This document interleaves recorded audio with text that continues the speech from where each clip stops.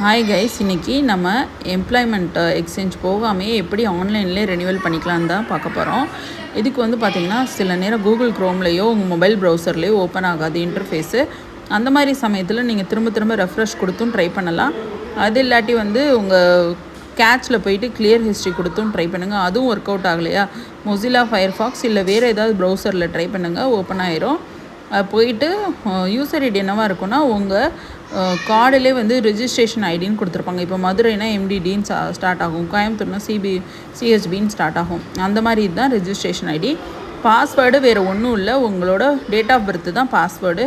அதை போட்டிங்கனாலே ஓப்பன் ஆயிரும். இந்த மாதிரி தான் ஓப்பன் ஆகும். ஓப்பன் ஆகிட்டு அதில் பார்த்தீங்கன்னா நீங்கள் கண்டினியூஸாக ரெஜிஸ்ட்ரேஷன் பண்ணியிருந்தீங்கன்னா ரெனியூவல் பண்ணியிருந்தீங்கன்னா உங்களுக்கு இந்த மாதிரி கார்டு காமிக்கும். அதில் போயிட்டு இல்லை சப்போஸ் லேப்ஸ் ஆகிருக்குன்னா, இப்போ கவர்மெண்ட் சேஞ்ச் ஆகுறனால நம்மளுக்கு டைம் கொடுப்பாங்க. லேப்ஸ் ஆனவங்களுக்கு அந்த டயத்தை யூஸ் பண்ணிக்கோங்க. உங்கள் ரெனியூவல் டேட் எப்போது, ப்ரீவியஸ் ரெனியூவல் டேட் எப்போது, கரண்ட் ரெனியூவல் எல்லாமே இது சொல்லும்.